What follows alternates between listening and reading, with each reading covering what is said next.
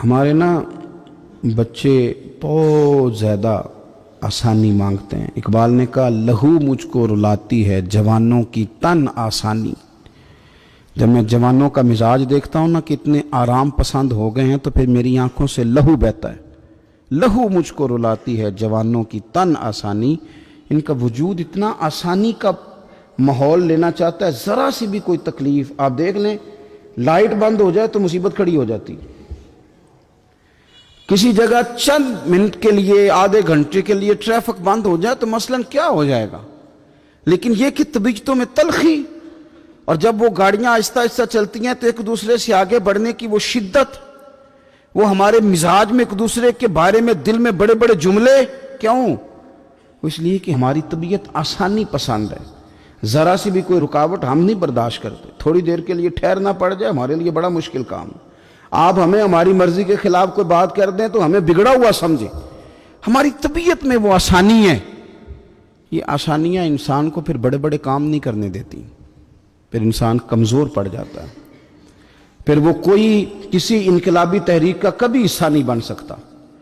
اگر وہ بڑی صلاحیت بھی رکھتا ہو تو وہ زندگی میں کوئی کارنامہ سر انجام نہیں دے پاتا، کیونکہ طبیعت میں آسانی آ گئی، اس کا مزاج ہی نہیں۔ جس بندے کو گرمی زیادہ لگتی ہے وہ کیسے آگے بڑھے گا؟ یہ سیٹھوں کے بیٹے، مالداروں کے بیٹے، پیروں کے بیٹے، بڑے بڑے جناب مشائخ کے صاحبزادگان، الا ماشاءاللہ، آگے نہ بڑھنے کی وجہ کیا ہے؟ صرف یہ ہے کہ طبیعت کا تقاضا یہ ہے کہ ایک آدمی نے رومال پکڑا ہے، دوسرے نے جوتا پکڑا ہے، تیسرا گاڑی کھول رہا ہے۔ جب آپ اس قدر زیادہ ان کو آسانیوں میں مبتلا کر دیتے ہیں، پھر ان کے لیے جہاد کرنا، میدان میں نکلنا ممکن نہیں رہتا، وہ عادی نہیں ہوتے۔ امام حسن اور امام حسین رضی اللہ تعالی عنہما نے جہاد اس لیے کر لیا تھا، بچپن میں ہی 7-8 سال کی عمر تھی تو ماں 3 دن روزے رکھوایا کرتی تھی، وہ 3 دن روزے رکھتے تھے، اور افطار کا وقت آتا تھا تو جو کچھ پکا ہوتا تھا وہ بھی اٹھا کے غریب اور مسکین کو دے دیا کرتے تھے، تو انہیں تو عادت تھی بچپن سے ہی۔ پھر اس لیے ایسا نہیں ہوتا کہ وہ کھانا نہیں پکا تو بچے نے موبائل توڑ دیا ہے، اس کی مرضی کا آج گھر کے اندر جو ہے وہ کھانے کا سامان موجود نہیں تھا تو اس نے ٹی وی توڑ دیا، اس طرح پھر نہیں ہوتا، پھر وہ گھر کا نقصان نہیں کرتا۔ ہمارے مزاج میں جو بے پناہ آسانی ہے، مرضی کا کھانا ہے، مرضی کا پہننا ہے۔ اب ہمارے کپڑے پرانے نہیں ہوتے، اب ڈیزائن بدل جاتا ہے۔ اب وہ کہاں چونکوں میں وہ لوگ بیٹھے ہیں جو جوتیاں گانٹھا کرتے تھے، اب کہاں وہ وقت گیا کہ جب توڑے میں ڈال کے سارے گھر کے جوتے لے جائے جاتے تھے اور ان کو گانٹھا جاتا تھا۔ شادی کا موقع اور خاندان کی شادی کا موقع، لیکن گھر کے سب لوگ جوتا پالش کروا کے ڈالتے تھے، نیا نہیں خریدتے تھے۔ اب تو جوتے پہننے کا موقع ہی نہیں آتا، اتنے جوتے پڑے ہوئے ہیں، کون سا چھوڑا جائے، کون سا پہنا جائے۔ یہ تن آسانی ہے، یہ غفلت میں مبتلا کر دیتی ہے، یہ غفلت میں۔ میرے رسول کریم صلی اللہ تعالی علیہ وسلم رات کو آرام کرنے کے لیے تشریف لے گئے تو حضرت بلال حبشی رضی اللہ تعالیٰ عنہ فرماتے ہیں کہ کسی صحابی نے نا آج موٹا گدا لا کے دیا، کہا حضور کی پشت اتھر پر نا میں موٹے بان کی چارپائی کے نشان دیکھتا ہوں، تو یہ گدا آج میرے کریم کے نیچے بچھاؤ، یہ بستر آرام دے۔ حضرت بلال کہتے ہیں میرا بھی بڑے دنوں سے خیال تھا، میں نے وہ ڈبل کر کے نا بچھا دیا، حضور نے آرام کیا، میرے دل کو بڑی تسلی ہوئی۔ صبح محبوب تشریف لائے، فرمایا رات میرا بستر کس نے بچھایا تھا؟ عرض کی حضور میں نے بچھایا تھا۔ فرمایا اٹھا لو، آج کے بعد نہ بچھانا، مجھے تو نیند بڑی گہری آئی ہے، میرے کئی نفل رہ گئے۔ فرمایا میں تمہاری دنیا کے اندر آرام کرنے نہیں آیا، میں تو مسافر ہوں، اپنا وقت بتانے کے لیے آیا ہوں، تم نے یہ میرے لیے نیچے اتنا آرام دہ بستر کیوں بچھا دیا؟ حضور سید عالم صلی اللہ علیہ وسلم کے کمر پر موٹے بان کی چارپائی کے نشان دے کر حضرت عمر جیسا بندہ رو پڑا جو مزاجن سخت مزاج ہے، اور عرض کی حضور یہ آپ کی کیا کیفیت ہے؟ کیسر و کسرا اللہ کے دشمن اتنی آسانیوں میں اور آپ اس حال میں؟ تو حضور نے فرمایا عمر تم یہ پسند نہیں کرتے کہ دنیا میں تھوڑی سی مشکل برداشت کریں اور آخرت کی ساری عزتیں اللہ ہمیں ہی عطا فرمائے؟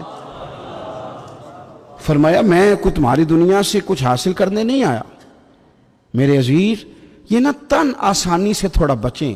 غفلت کی بنیادی وجہ یہ ہے ہم نے اپنی مرضی کا کھانا ہے، اپنی مرضی کا، یعنی بہت ساری چیزیں ایسے ہیں جن کو ہم ناپسند کرتے ہیں، حالانکہ سیدہ عائشہ صدیقہ رضی اللہ تعالیٰ عنہ فرماتی ہیں کھانا پک جاتا تھا، کریم نے کبھی نہیں فرمایا مجھے ناپسند، کبھی طبیعت نہ چاہتی تو چھوڑ دیتے تھے، لیکن کبھی ہم نے عیب نکالتے نہیں دیکھا۔ بھائی تن آسانی ہمیں غافل کر رہی ہے، ہم سوتے ہی اس بستر میں جو سویرے آنکھ کھلنے نہیں دیتا، ہم نے اوڑھ ہی وہ والے بستر لیے ہیں، ہم نے کمرے اس طرح بند کیے ہیں کہ وہاں تو ہوا مشکل سے آتی، تو آواز کسی کی کیسے آئے گی؟ دادا آوازیں دیتے رہے، فجر کا وقت ہو گیا، والد کہتے رہے، مؤذن نے روز اذان پڑھی، پر چونکہ ہم نے کمرہ ہی بڑا آرام دہ بنایا تھا، ہم نے قریب کوئی چیز آنے ہی نہیں دی۔ یہ تھوڑے دن پہلے ہمارے شہر کا واقعہ، ایک صاحب نے ضلع گجرانوالہ کے ایک گاؤں میں ایک صاحب نے کیا کیا ہے، انہوں نے کہا کہ جناب میں تمہیں روز منع کرتا ہوں کہ اذان پڑھا کرو، بعد میں نعت نہ پڑھا کرو، سونا ہوتا ہے، اذان ہو گئی ختم ہو گئی، تم ایک نعت بھی سناتے ہو۔ اسی بات پر اس شخص کو باہر بلایا اور گولی مار دی، بندہ مار دیا تو میری نیند میں خلل واقع کرتا ہے، تو وہ تو ابدی نیند سو گیا ہے، تو کیا آپ ساری عمر جاگتے رہیں گے؟ آپ کو بھی سونا ہے، آپ کو بھی جانا ہے، قبر میں پہنچنا ہے۔ یہ غافلوں والی جو زندگی ہے نا، یہ تباہ کر دیتی ہے، تباہ۔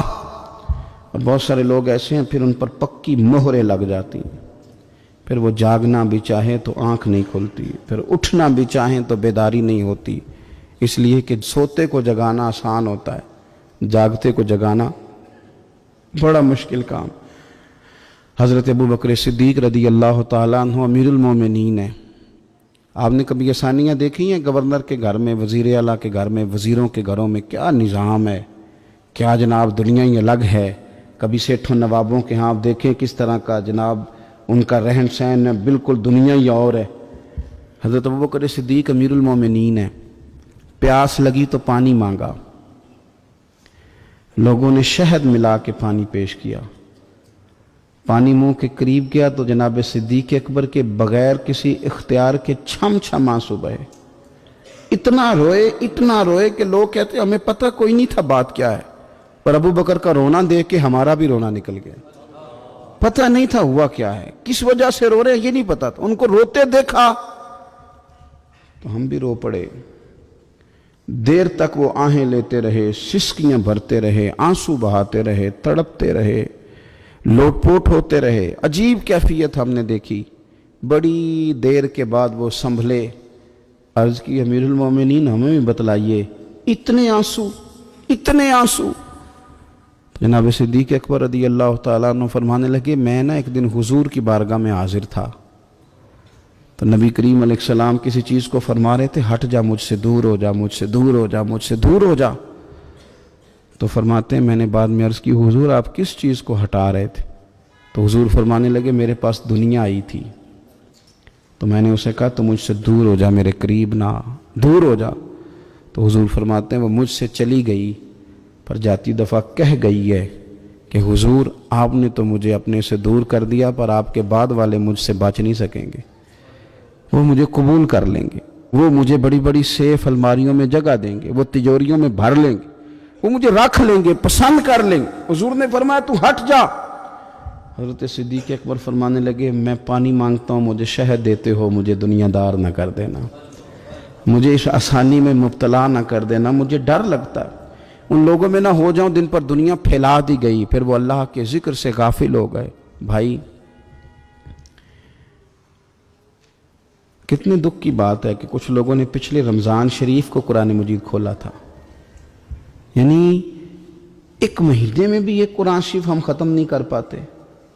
کیا ہم روز فون نہیں سنتے؟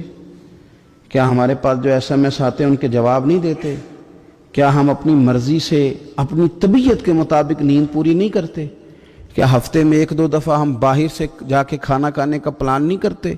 سارے کام ہم کر رہے ہیں، ٹائم نکل رہا ہے، دوستوں کے ساتھ ملاقاتیں ہو رہی ہیں، خوش گپیاں جاری ہیں، تو کیا وجہ ہے؟